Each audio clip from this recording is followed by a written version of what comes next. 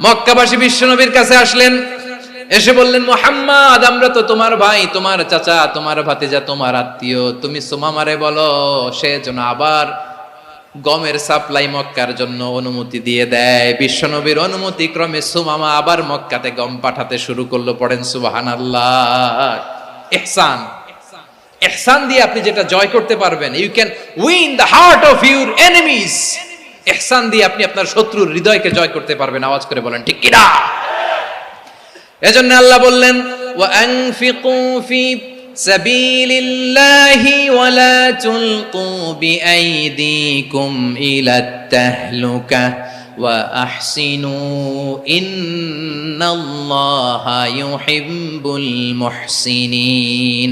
তোমরা আল্লাহর রাস্তায় দান করবে আর নিজেরা নিজেদেরকে ধ্বংসের হাতে ঠেলে দিও না। তোমরা একে অপরের প্রতি ইহসান করবে, কারণ ইহসানকারীদেরকে আল্লাহ বড্ড ভালোবাসেন। সুবহানাল্লাহ পড়েন। আবার সূরা রহমানে আল্লাহ বললেন, হাল জাযাউল ইহসানি ইল্লাল ইহসান ফাবিআইয়ি আলা, সবাই পড়েন, ফাবিআইয়ি আলাই রাব্বিকুমা তুকাযযিবান। ইহসানের প্রতিদান হিসেবে ইহসানই হয়। বিশ্বনবী সুমামার প্রতি যেমন ইহসান করেছেন, সুমামাও ঠিক তেমন ইহসান ফিরিয়ে দিয়েছে। ঠিক কিনা বলেন? তাহলে এক নম্বরে হচ্ছে আদ, ন্যায় বিচার। দুই নম্বরে সবাই বলেন ইহসান, সদাচরণ। ইহসান দুই ধরনের প্রিয় ভাইরা, ইহসান ফিল ইবাদা, ইহসান ফিল মুআমালা। ইহসান ফিল ইবাদা হচ্ছে একাগ্র অনুভবে ইবাদতে ডুব দেওয়া, এর নাম ইবাদতের ইহসান। সুবহানাল্লাহ পড়ে।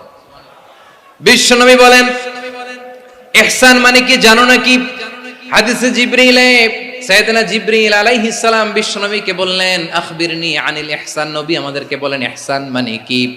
বিশ্বনবী বললেন, আনতা আবুদাল্লাহা কাআন্নাকা তারাহু ফাইন লাম তাকুন তারাহু ফাইন্নাহু ইয়ারাক।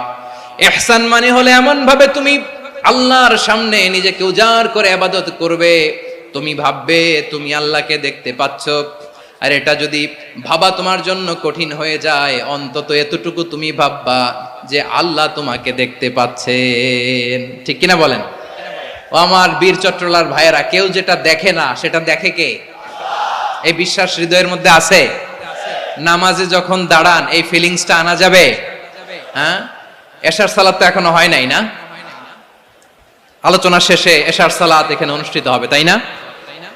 আচ্ছা বলুন তো, আমরা এশার সালাত পর্যন্ত বেঁচে থাকবো এই গ্যারান্টি আছে কার কার? হাত তোলেন। কয়েকজন হাত তুলছে পেছনে, না বুঝে তুলে ফেলছে।